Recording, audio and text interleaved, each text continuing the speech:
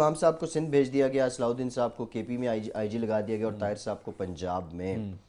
آپ کی خبر یہ بتا رہی ہے کہ ان سے سینئر اور ان سے زیادہ قابل افسران بھی موجود تھے، ان کو کیوں نہیں چنا گیا؟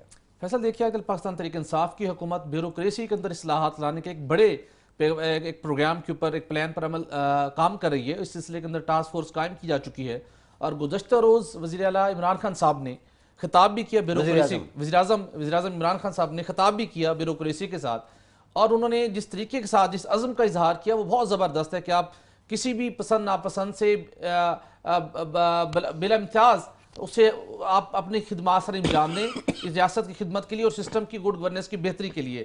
اس کے اندر ہم دیکھتے ہیں کہ پولیس کا شعبہ جہاں پر بہت زیادہ اصلاحات کی ضرورت ہے، ماضی میں بھی کوششیں کی گئیں لیکن بدقسمتی کے ساتھ وہ بروئے کار نہ لا سکی. پولیس آرڈر آیا پرویز مشرف صاحب کے دور کے اندر بھی ایفرٹس کی گئیں لیکن وہ ایفرٹس کارگر ثابت نہ ہو سکی. ابھی ریسنٹلی پنجاب، خیبر پختونخوا اور سندھ کے آئی جیز کی اپوائنٹمنٹ کی گئی. پولیس آرڈر کے مطابق گریڈ 21 کا آفیسر کو آپ آئی جی اپوائنٹ نہیں کر سکتے، اور ویسے بھی کسی بھی شعبے کے اندر ہو اگر وہاں پر ایک سینئرز موجود ہیں تو سینئرز کے اوپر جونیئرز کو ترجیح دے کر ویسے ہی آپ ایک حوصلہ شکنی کی ایک فضا پیدا کر دیتے ہیں افسران کے اندر کہ شاید وہ اس طریقے سے اپنی خدمات سر انجام نہ دے سکیں. آپ ان کی ACR ٹھیک ہے، ان کی پرفارمنس ٹھیک ہے، اور پھر اس کے مطابق ایک جو موسٹ سینئر آفیسر ہے یقینی طور کے پر اس کو اپوائنٹ ہونا چاہیے. لیکن جو ریسنٹلی اپوائنٹمنٹس ہوئی جس کے اندر ہم بات کریں سندھ میں تعینات ہونے والے آئی جی کلیم امام صاحب کی گریڈ 21 آفیسر ہیں اور سینیورٹی لسٹ میں ان کا 15 نمبر ہے. اس کے بعد ہم بات کریں خیبر پختونخوا میں تعینات ہونے والے آئی جی صلاح الدین خان صاحب کی گریڈ 21 کے آفیسر ہیں، سینیورٹی لسٹ میں ان کا 27واں نمبر ہے، اور صلاح الدین خان صاحب کو دوسری مرتبہ خیبر پختونخوا کا آئی جی تعینات کیا گیا. اسی طرح پنجاب کے اندر 2 آفیسر آئی جی پنجاب محمد طاہر صاحب سے سینئر ہیں.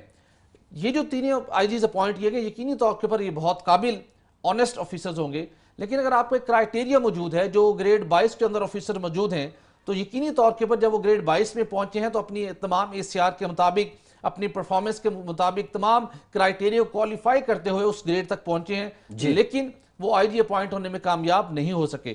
تو یہ اس حوالے سے اندر اگر دیکھا جائے تو آپ نے جب بیوروکریسی کے اندر بڑے پیمانے کے اوپر اصلاحات، یہ ذرا بٹی سے بھی جو بیوروکریٹک میٹرز ہیں اسی سے متعلق ہم بات کر لیتے ہیں.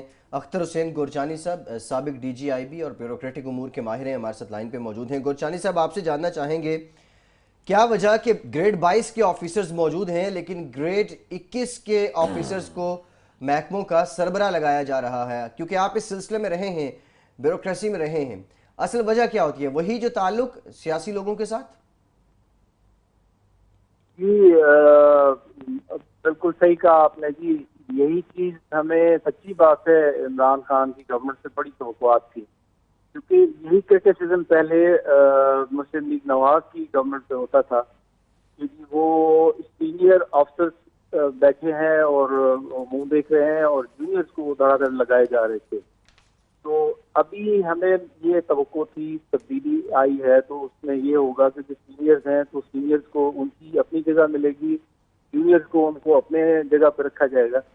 لیکن انفارچونیٹلی وہی روش بالکل زور و شبل سے پہلے سے بھی کوئی 2 ہاتھ آگے اب کام جا رہا ہے.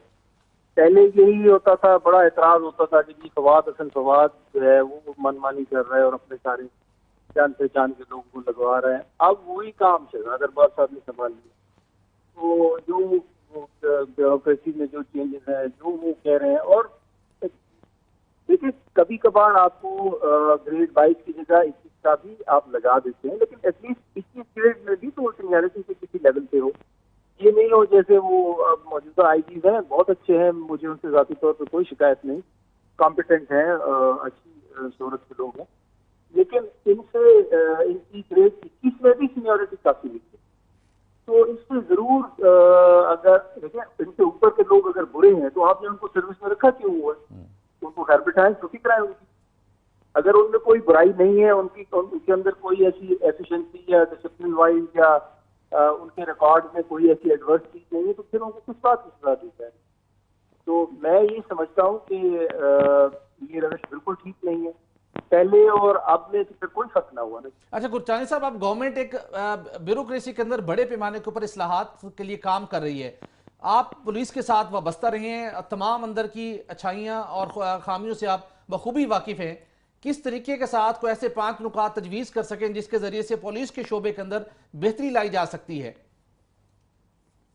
دیکھیے جی، پولیس کا جو سب سے بڑا میں سمجھتا ہوں اس میں ڈرا بیک ہے کہ ہم پولیس میں کاسمیٹک چینجز لاتے ہیں. ہم اپنے جو سینئر لیول کے لوگ ہیں ان میں بڑا وہ کرتے رہتے ہیں کہ پی آئی جی رینک پہ یہ ہونا چاہیے, آئی جی رینک پہ یہ ہونا چاہیے, ایس ایس سی ایسا ہونا چاہیے, ویسا ہونا چاہیے. لیکن پبلک ان جنرل اس کا تعلق بہت کم لوگوں کا, اگر ایک ضلع 10 لاکھ آبادی کا ہے تو ہارڈلی کوئی گنتی کے چند لوگ ہوں گے جو ایس ایس پی سے جن کا انٹریکشن ہوگا. میجورٹی کا انٹریکشن ہوتا ہے تھانے لیول سے. تو آپ کا تھانے دار اچھا نہیں ہے, آپ کا کانسٹیبل اچھا نہیں ہے, تو آپ لاکھ اوپر کے افسروں کو اچھا کر کے کاسمیٹک چینجز کرتے ہیں, ان کو بڑا اچھا آپ وہ پریزنٹیبل لوگ لگا دیں, اس سے تبدیلی نہیں آتی. میں یہ سمجھتا ہوں کہ آپ کو پولیس کے اندر جو نیچے والے رینکس ہیں ان میں ان کا معیار بہتر کرنا چاہیے. ان کی سلیکشن میں آپ کو بہت احتیاط کرنی چاہیے. اور کانسٹیبل کو آپ کانسٹیبل نہ سمجھیں, کانسٹیبل کو آپ اس طرح سے اپوائنٹ کریں, اس طرح سے چنیں جیسے آپ کسی گریڈ 17 کے اے ایس پی کو چن رہے ہیں. تب جا کے آپ کے اندر تبدیلی آئے گی. میں تو سمجھتا ہوں یہ اوپر کے لیول پہ آپ کو بھرتیاں بھی بند کر دینی چاہیے. جو بندہ پولیس میں آئے وہ جس طرح ترقی یافتہ ملکوں میں آپ دیکھ لیں, انگلینڈ میں دیکھ لیں, امریکہ میں دیکھ لیں, وہاں ٹاپ لیول پہ انڈکشن نہیں ہوتا. گورجانی صاحب, یہ جو پہلے تجویز جو ہے جو 8-10 سالہ پرانی ہے کہ انویسٹیگیشن, لیٹیگیشن اور ایڈمنسٹریشن, ان 3 چیزوں کو پولیس میں علیحدہ علیحدہ کر دیا جائے تو اسپیشلائزیشن ہو جائے گی, اس کے مطابق ٹریننگ ہوگی تو تینوں محکمے ٹھیک ہو جائیں گے اور ساری پولیس جو آپ نے بالکل میرے منہ کی بات چھین لی ہے. یہ اسپیشلائزیشن کا دور ہے, یہ جنرلائزیشن کا دور نہیں ہے. ہم لوگ کیا چاہتے ہیں کہ ہمارا ایس ایچ او جو ہو وہ جیک آف آل ٹریڈز ہو, وہی تفتیش بھی اچھی کرے, وہی کورٹوں میں بھی جا کے اپیئر ہو, وہی ٹریفک کی ڈیوٹیز بھی دے سکتا ہو, وہی اینٹی رائٹ ڈرل سے بھی واقف ہو, وہی سب کچھ. ایسا نہیں ہوتا جی.